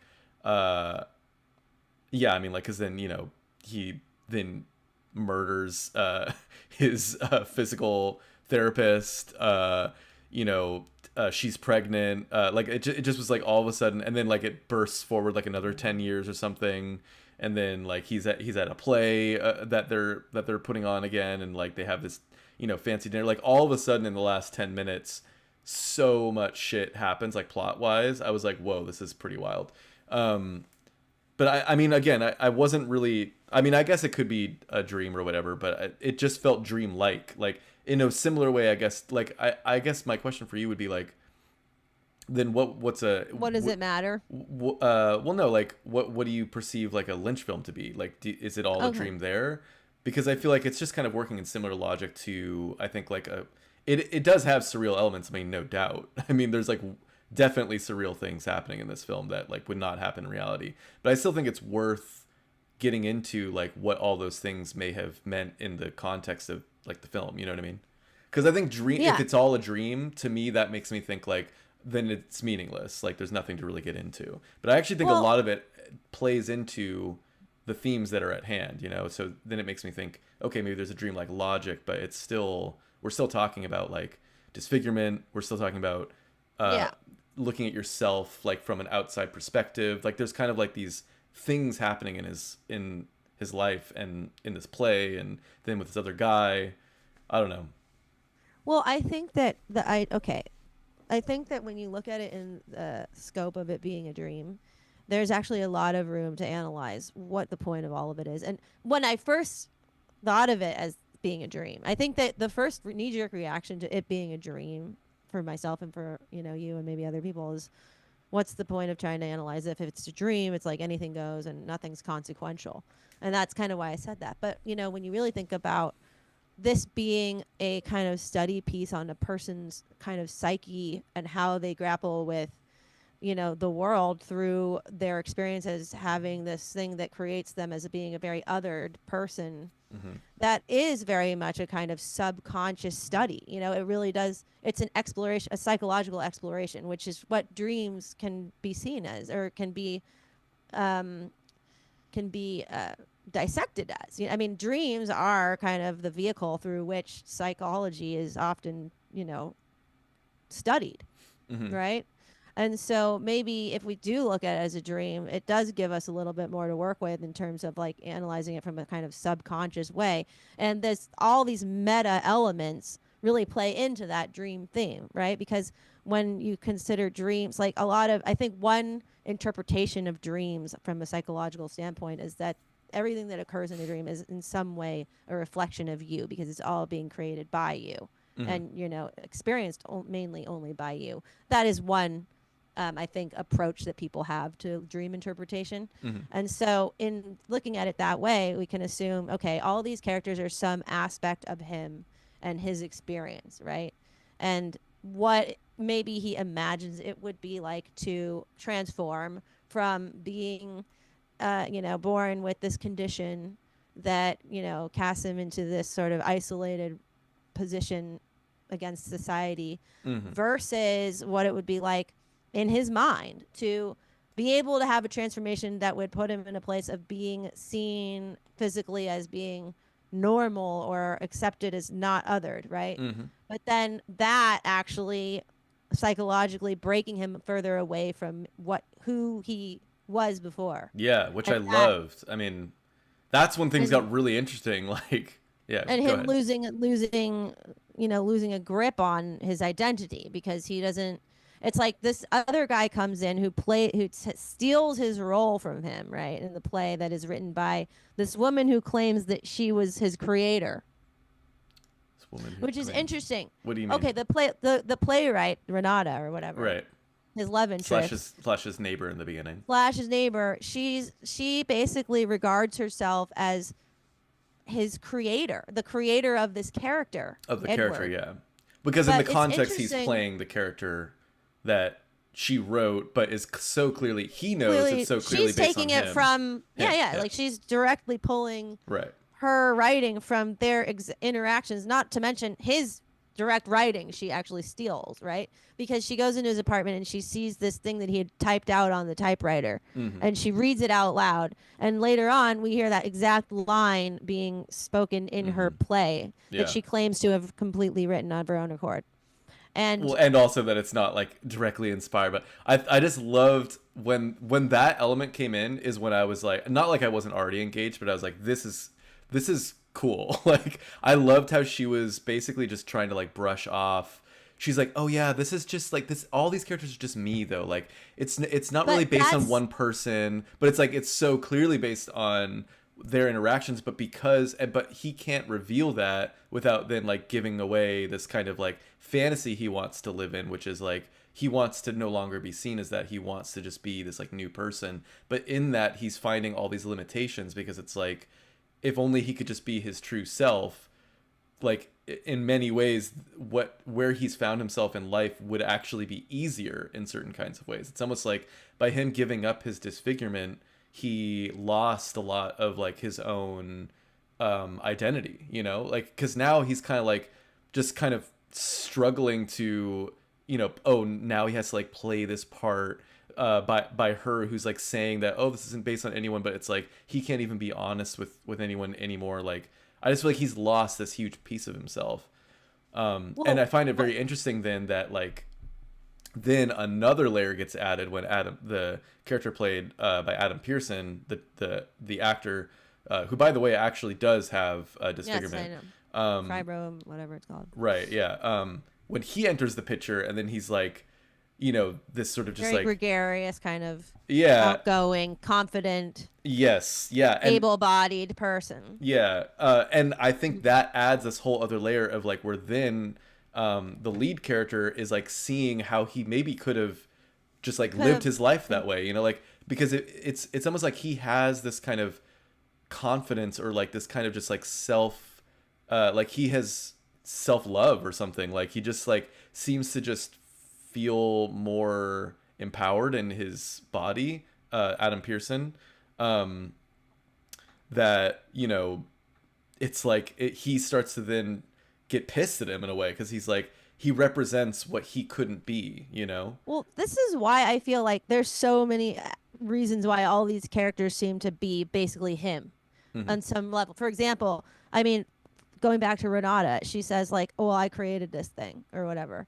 Well, in a way, if we interpret this as like she is a dream aspect of him, then yes, she did create him. She's a part of him that created this character that is seen through the lens of him.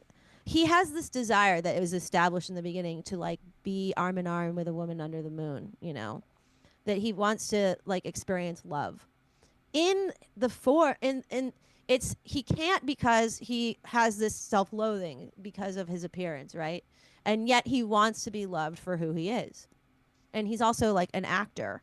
And so all of a sudden this person comes into his life who's a woman who he kind of falls in love with but can't be with because he is so, you know, in such a state of self-loathing. She is interested in him. She's both her first reaction to him is that she's scared of him. If you, I mean, this is something you probably wouldn't have noticed the first time around that I noticed. It's like the minute they meet, she kind of is startled by him. And then she kind of approaches him and tries to get to know him and things like that. And then he kind of pushes that away. And then eventually she creates this character about him and denies the existence of him at the same time. Just saying that she wrote this character and that there was no actual character that she ever knew, blah blah blah blah blah. But then and then all of a sudden this actual person comes in supposedly that has this exact same condition but is also an actor but totally confident when he has undergone the transformation of becoming quote unquote normal and is now overridden by the confidence of this guy who appears to be, you know, he has the appearance of his previous condition. So it's like, what are the odds of a person looking like that and also being able to be an actor and being all these things? It's like, it's totally him looking at his prior self in the framework of, if I had been confident, maybe I could have been like this, and maybe I could have been with that woman, and maybe I could have had this fantasy. But now it's like he can't get away from his self-loathing. So in this dream that he's had, that he's created all these elements and these aspects of, it's the thing that is constant throughout it is like that this self-hatred, you know, that is, it's eating him up, you know what I mean? And so he can't, but he sees ways that it could have been if he had just been able to have the confidence or have the love, you know The what love, I mean? yeah. I think it's like, yeah, the self-love is what he had missed. And she hates him like she doesn't love him, and once he's gone through the transformation, even though she doesn't know it was him, it's like it doesn't she even really maybe notice could have him. loved him. Yeah, like she doesn't barely even, notices him, but she notices him. It's like she highlights the individuality that maybe he had when he had the condition, you know? It's like that stood out to her. And it's for him, that is his whole identity, is like he's defined by this physical condition, right? In so many ways, in his own mind.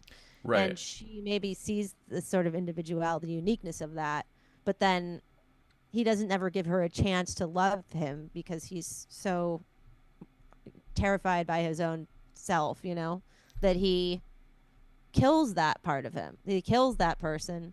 And so then she like basically takes that, she as a figment of himself takes that and creates this narrative that is, you know, based a little bit on this supposed interaction that they had, and then like expands on it, and then it all just becomes a big fucked up mess. You know what I mean? But it just seems so much to me that all of these characters are one aspect of himself. You know what I mean? Just kind of playing out different scenarios in his head of what could have been, what is, and what may never be. Yeah, well, I mean, going off of like kind of my own interpretation of it, which is not that it's a dream. I also just found, and I think this applies to what you're saying too. I found her character to be really interesting too, like just from the perspective of, I think that she kind of also represents the kind of person that is, you know, exploiting this kind of thing, you know, like I think especially in the beginning she comes across to me like an artist, or you know, like a filmmaker or whatever, like a playwright or a pseudo an author artist. Yeah, whatever. Like she doesn't really seem to have, like, she's not really that good at what she's doing, but she's like using this experience like too literally. And then, like, you know, basically just like, she's like, this was a wild thing that happened to me. Let me like write about it. Or what she perceives as like a wild thing that happened to her. Let me write about it. And I think that she kind of, to me, represents like how people have used disfigurement in art, like at a more meta level, like how disfigurement in art has often been kind of exploitive, you know, like oftentimes you'll see them in horror movies or whatever, where it's like they're kind of used in these ways to kind of like do, or even in Elephant Man, like I think she is kind of almost like, you know, essentially like dragging this story out for the masses, but it's like, is she also kind of like exploiting this disfigurement? And I think it did a really interesting job of like making you wonder that too, like how much of this, well, she wonders that as a character, yeah, but also as the audience, like I'm also you're engaging in the very act by watching. Yeah, because it's also, I'm watching this movie that, you know, they're having these conversations about like, oh, are people just showing up because they want to see like a freak show or whatever? And it's like, I think that is an element. I mean, his face is on the poster of this movie, right? Like, I think there's an element of like are people, you know, maybe watching this movie because they are like curious about like that face, you know, like there's like a curiosity that we all have with like disfigurement, but then like to actually like talk about it and like get into like the humanity of it all. I thought like it did some pretty interesting things, like especially with her as a character, to kind of be like an audience surrogate of like using disfigurement for your own gain or whatever, like for your own like art. But then and also it's kind of like strange to me that she has this like fetishization of him too, like, oh, put on the mask, you know, like when they're having sex. Like that to me felt like it's like she isn't really engaging with him as a person. Like it's almost like the disfigurement that she's drawn to about him, you know, because once But he then becomes, she starts laughing.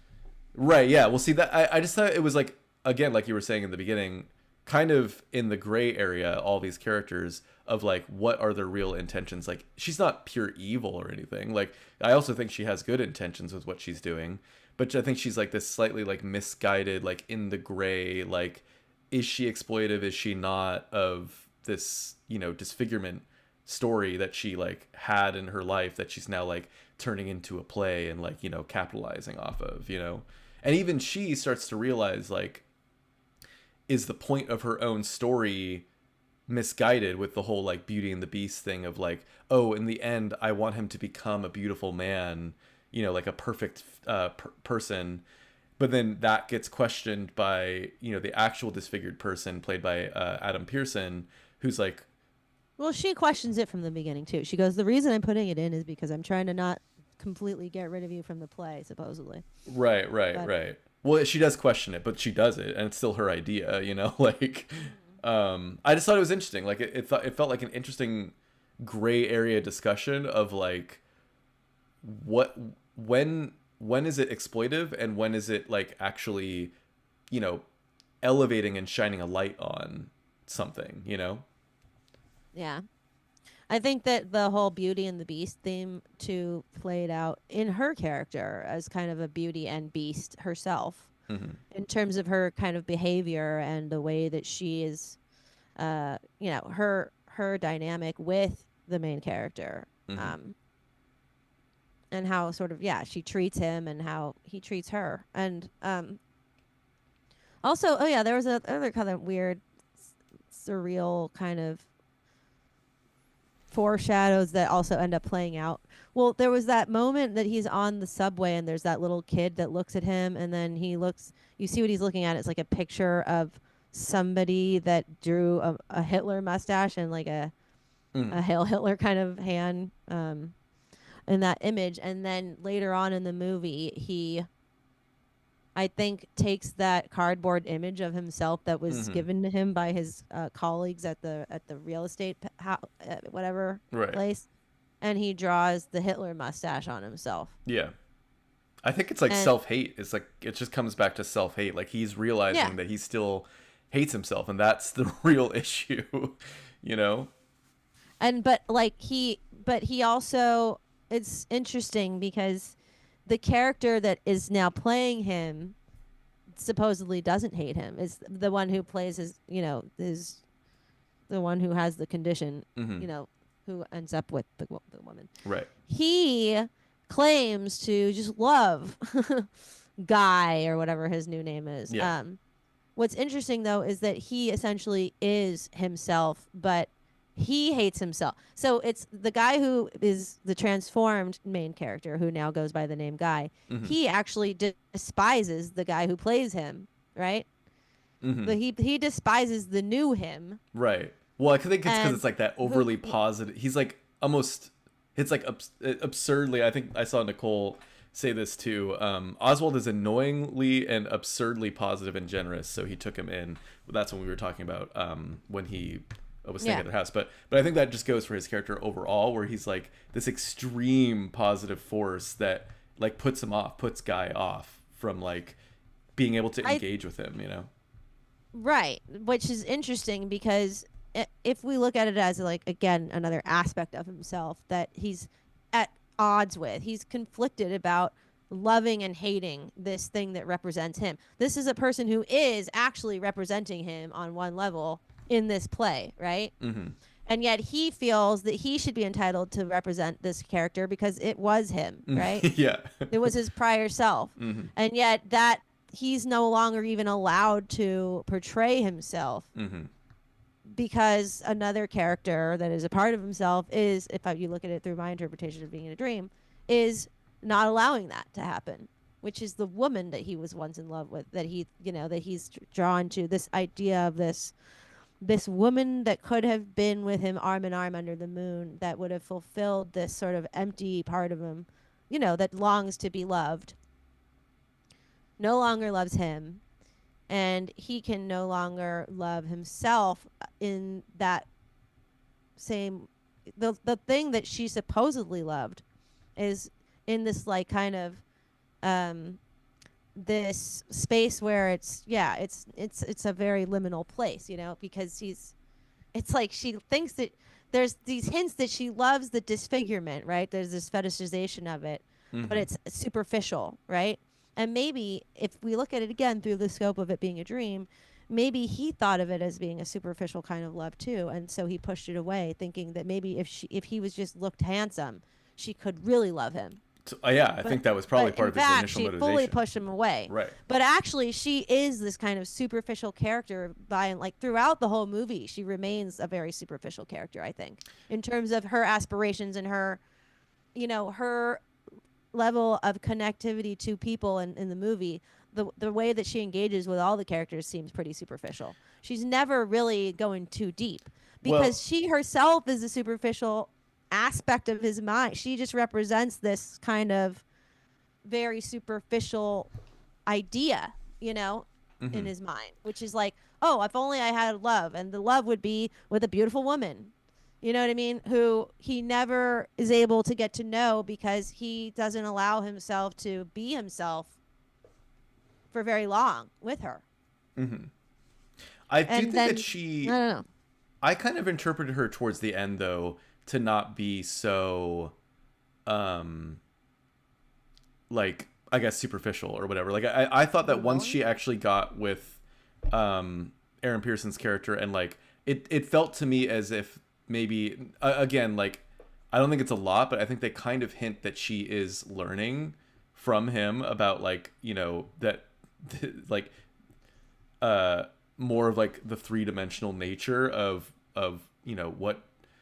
who this person is, like what disfigurement is in his life, and it's just one aspect of him. And I kind of felt like when she said in the very end there, like referring to her own play that the majority of the film is kind of taking place around, she's like kind of trashing it. She's kind of like, oh, that old slop, I don't even let people perform that anymore. Like, she basically was saying like that was coming from this like maybe less mature angle of writing, and that I think it was vaguely, but maybe kind of hinting that, like, as the years have gone on and she's been with Adam Pearson's character for however many years now, and now they have like a child and all this, like, and they're living this like lavish lifestyle. Like, I think that she has kind of learned probably like a lot in that time, and I think it's like she now reflects on that play as being this like immature slop that was like, maybe she even interprets it as being exploitive to a certain degree of like that story that she lived, because now she's lived so much more, Yeah, but we never get to see her just demonstrate any act of real maturity or depth of character. She just, all that we know is that she doesn't like this early work that she did, and we don't know why. But it does seem to me that she's still existing in this kind of very materialistic, superficial existence with this person who has become a star, who has become this, renowned character for whatever reason. He was like this positive guy. He comes in the picture. She gives him the role. Mm-hmm. He's perfect for this idea that she had, supposedly. And also insanely talented in every way. And now, well, yeah, I guess, but superficially. I mean, oh, no, even he says like, oh, I play saxophone. I'm no whatever. Who did he say? I'm no Charlie Parker. No, he didn't say Charlie Parker, but forget him. Anyway, he's like, I interpreted though that he was actually quite talented. Like, you know, when He's he okay. sings and like what He's not very good at singing. He's like whatever. I thought that scene was cool. He's like a jack. I thought that he was okay, and that's what he admits to being is okay at stuff. But he's just very positive, and so he confident and the confidence is what makes right. other people believe that he's good at things. But he's actually not that great at all those things, and we don't ever actually see his acting. We don't. I don't think so. Well, I don't know. I guess maybe that to a degree. Like, yes, it's the confidence that She falls for his confidence, which in a way there's some depth to that. But I think that she doesn't really. She thinks that he's good at all these things, but again, it's like, is he, or is he just saying that he's good at all these things? Well, he's not even saying though. He's not saying that he's good at these things. He's saying that he does. Oh no, yeah. Or is he saying he does all these things with confidence, and therefore she's just like, "Oh, you're great." You're well, great, he has humility for sure. Like he does everything with humility, but then he also does it with confidence. Like I mean, it's like it's like he is pegging himself exactly where he thinks he is. Which then it's like even if he's slightly better, it's kind of like it looks great, you know, like.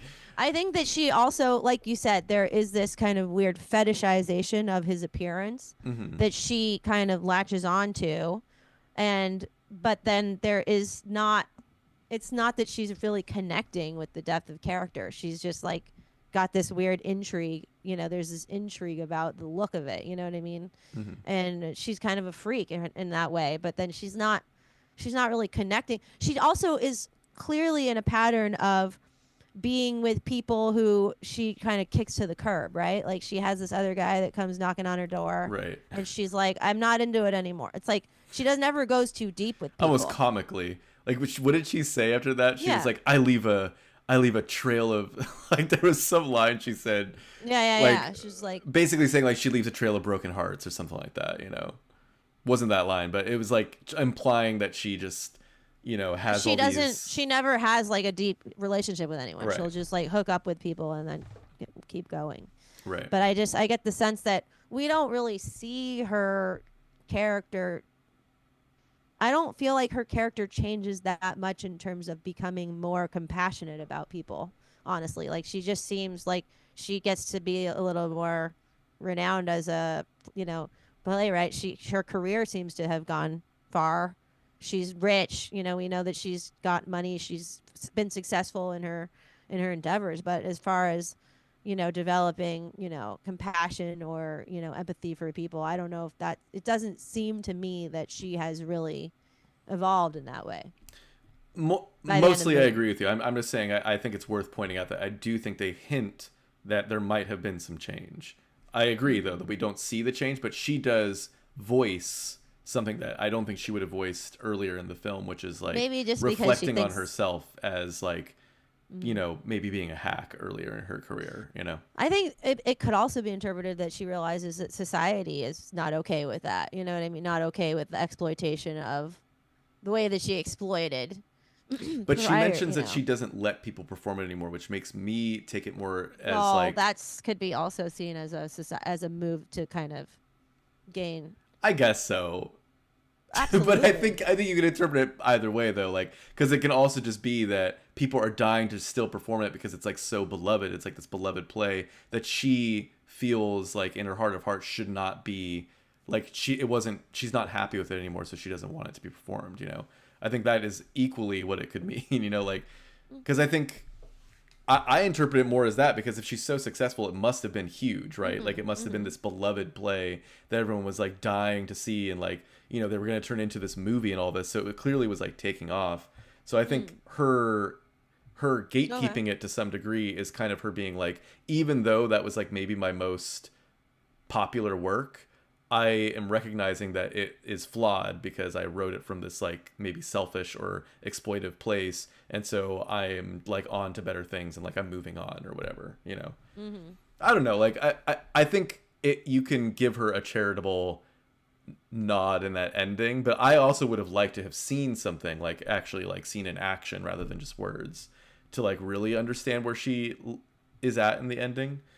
And actually while we're on the ending, we should wrap it up kind of soon, but I do want to talk about the ending because I was a little like, I'm still like thinking about what it really means, you know? So to describe it, like essentially it flashes forward to that I'm talking about like the last 5 minutes essentially. Flashes forward, he finds himself like wandering by a theater, sees all these posters for her next play, and then he runs into Adam Pearson's character and they get dinner at this like really fancy spot. They're ordering their food, and then he passes it off to Guy to order his food, and then he basically is sort of just like indecisive as to what he wants, which I guess as I'm saying this, maybe now I'm kind of thinking what that could mean. And then he goes, just as you've always been, or something like that. And you haven't changed a bit. You haven't changed a bit. And despite his transformation physically. Okay. Yeah, I guess it's more like.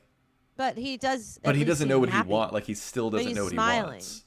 Right. Well, he sees that woman, right? He sees this woman in the veil. That threw me off. That's the main thing that throws me off about that. What was like, that? Why about? is he? It seemed like he had some spark of, I don't know, romantic. Oh, you think that's what it was? Sure. Well, because her being in a black veil, it's almost like, what is that about? Like, is that a death of something, like the death of his old self, or like I don't know. I was just like, what's that about? But maybe it's an echo back to the woman in black that was in the hallway, right, when he leaves his apartment after the transformation. Mm-hmm. Well, yeah, I don't know. I don't know. I was just curious if you had a reading on either. that. But yeah, I don't know. It seemed like there was an attraction there, but maybe you're right about that. She was in a veil, and maybe it means, I don't know what it means, and I don't know why he was smiling about it. Right. Yeah. I think what he says though about and you've also always they said been this that is way or whatever. What is it? Well, the other thing too is that at the table they're saying this is we're celebrating. What are they celebrating? I think just that they hadn't seen each other in a while. Like it was like they were excited to get back together or whatever. Because they hadn't seen him in forever. Remember, he's like, "Do my eyes deceive me?" or whatever. It was like they ran into each other after. It just makes no sense that they would be celebrating getting together with him after. Why? They were like old friends. Because it doesn't seem to me that they were very good friends. That he was very good friends with her or him, you know? Well, he loved him though. Supposedly, Oswald he barely loved Guy. Why would Oswald love Guy? He barely ever even talked to him. Oswald pretty much said like nothing the entire time while the other guy was talking. They're not like friends. When Oswald and in the scenes where Oswald and Guy are hanging out, Guy pretty much says nothing. Right. So Oswald is just talking the whole time, and they're not really friends. Uh-oh. Hello? Uh-oh. I'm almost done. Oh, okay. Hold on. No. No. You want to say hi? Hi. Hi, Ethan. How's it going? What did you think of A Different Man? Hi. Oh, he can't hear you. I just remembered. All right. I'll be done soon. Go. No. What? We can wrap it up. Okay. Stay down. Okay. Well, anyway, it's weird that to think that they would have any interest in hanging out with him after all of that had happened. Okay, Ethan. Okay. You can come in a little bit. Sorry. Okay. So, yeah, I just feel like it doesn't make sense to me. It doesn't make sense that they would want to have anything to do with him after he just tried to destroy her play, supposedly, on the last time that they saw him. And the fact that he survived getting a whole thing, like a ceiling falling on him and, all this stuff is unlikely.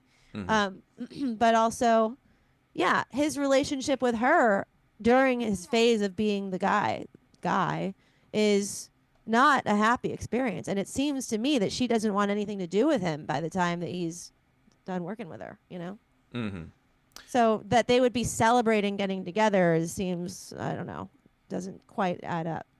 I don't know. I just feel like Oswald was always super positive towards him. I understand that it doesn't really make a lot of sense, but I feel like it maybe just comes from this, he's like in love with the idea that this play is being done and like that he was like to represent disfigured people or whatever. Like I guess he just thought it was like this brave move or something. Like I don't really know where the love came from, but I think it's obviously there. And so I don't know. It makes sense to me that he'd run into him and be like, we gotta get dinner, because the whole film, like everything he's ever saying to this guy is like positive, positive, positive.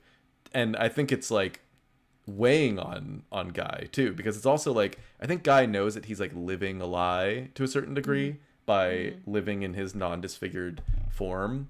And so I think he kind of resents in a way that Guy is just like loves him for who he is despite the fact that he's not disfigured, because it's almost like it's not even like the real him, and so because it is him. Well, it is him, but it's like not it's not like the real representation. It's a dream and it's part of himself.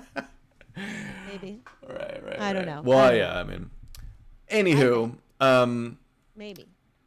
Any other just overall final thoughts? Like, again, I mean, I guess it's food for thought, I just really loved the movie. Like, I thought outside of that one performance that I was a little less enthused by, I thought that the film presented a lot of this stuff in like really compelling ways that, I mean, I don't know, I could still keep talking about this movie, but I just feel like we should probably wrap it up. But like, yeah, yeah, I thought it was really fascinating. And I loved the meta angles. I loved kind of like the commentary, I think, on like representation and exploitation of people who are othered in society. I thought it was like really well done and done like, what's it called, like subtly, like kind of it brought about everything in kind of what felt like naturalistic kind of ways that to just make you kind of think about it. Yeah, well, I'm glad you liked it. I thought it was kind of good. Yeah, I don't know, I have mixed feelings about it. But definitely worth watching, I think. There you have it, folks. Yeah, Laura said it herself. Worth watching for that. They should put on the box. Yeah. High praise. Anywho, so I think that's going to do it for us today, unless you had anything else. No, come to the show on January 31st, though. Foxtails Brigade album release show. That's right. Independent in San Francisco. That's right. Do that. And also, come back for our next episode of Totally Tell Me, which we will be doing on December 15th, 2 weeks from today. Sunday, December 15th, 7 p.m. Follow us on Instagram to figure out what film we're going to do, because we also don't know yet. We'll figure it out. Let you know there. And yeah, I think that's going to do it for us. We go live every other Sunday. And then, of course, you can always find us on podcast services after that if you can't tune in live. So with that, thanks everyone who was able to tune in live with us today. And if you're listening later, thanks for listening. And we will see you again in a couple weeks. Okay. Bye. Bye.